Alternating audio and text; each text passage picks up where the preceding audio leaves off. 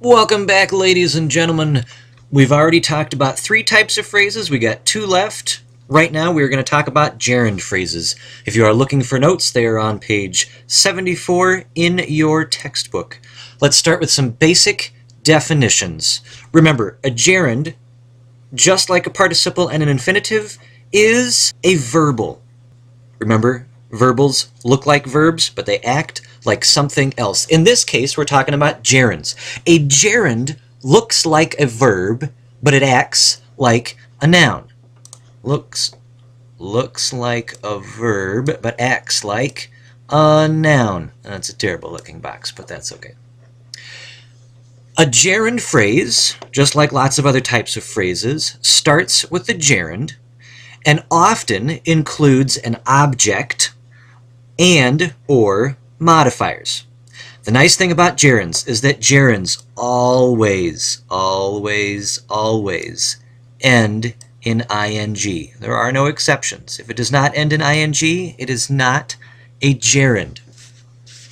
Now, the nice thing about gerunds is there is also a tip to figure out if you have properly identified the entire gerund phrase. And it goes like this. You can, most of the time, you can replace a gerund phrase with one of the following words. This, that, someone, or something. And the reason you can do this is because all of those words are nouns, and a gerund phrase acts like a noun. So as we go through this, we'll test out our tip to find and identify gerunds. Let us look at some examples. The first sentence reads like this. Mr. Hepworth enjoys painting his face and chasing small animals underneath a full moon. Okay, that was kind of weird. All right, here we go. First, as always, we are looking for words that end in ing. So we've got some options here. Look, here's the word painting. Okay, that's nice. We also have the word chasing. Now this first one, just like before, remember we have to include the actual gerund, and we have to check to see if we have any objects or modifiers. So we can ask ourselves, what's the thing being painted? The answer is face. That's the object. We include the word his. So the entire gerund phrase is painting his face. Now, we have multiple gerunds because we have here our conjunction and is going to connect two gerund phrases. The other one looks like this. Chasing small animals underneath a full moon. So, first we figure out what the object is. We ask ourselves, what's the thing being chased? The answer is animals. But now we also have to include modifiers. The easy one to figure out is small, because small describes animals. But we also have this thing down here, underneath a full moon. Now, you will notice underneath a full moon is a prepositional phrase, and it's describing where we are chasing. So we also need to include underneath a full moon because it is describing the word chasing. And all of this goes together to create one great big gerund. We can double check this. If we go back and think about our tip, the tip was you can remove an entire gerund phrase and replace it with this, that, someone, or something. So let's just deal with the first gerund, and we'll pretend that there's a period right there. Let's pull this out and replace it with the word something. Mr. Hepworth enjoys something. That works. I could say Mr. Hepworth enjoys that, or Mr. Hepworth enjoys this. Now, we could check the second one. I could also say Mr. Hepworth enjoys this and that. See, I can pull out both of these. The second sentence reads like this.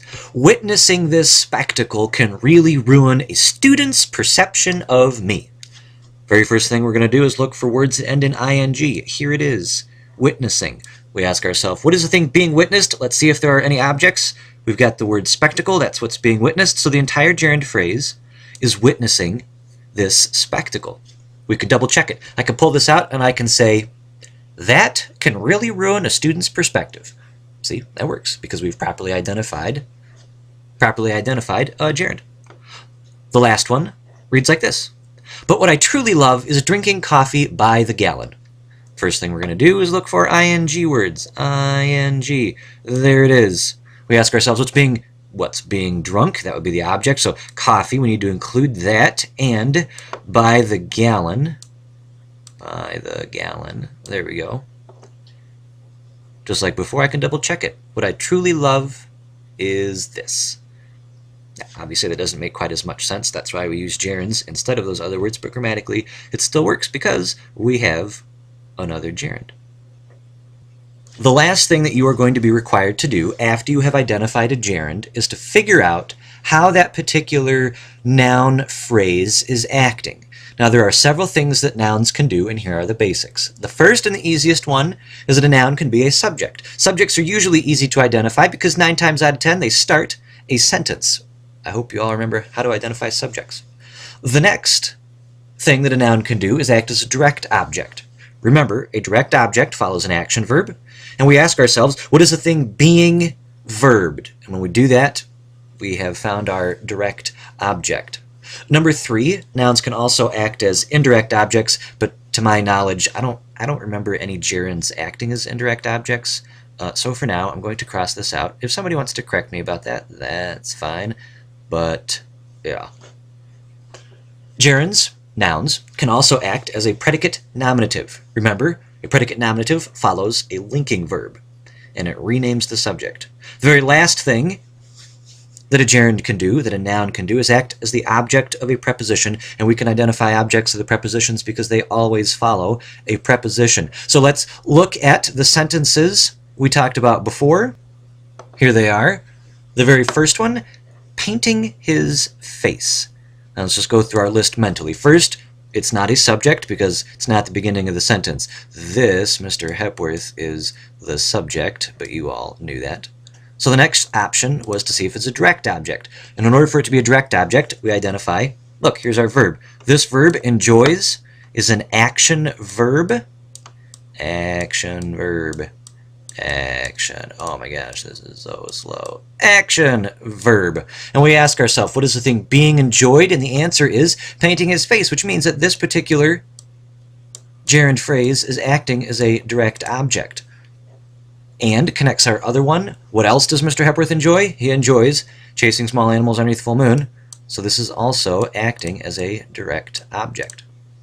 This bottom one, this next one should also be pretty simple. Witnessing the spectacle, 9 times out of 10, you'll notice here, it starts the sentence, and that's because this is acting as the subject of the sentence. Easy enough. The very last one, drinking coffee by the gallon.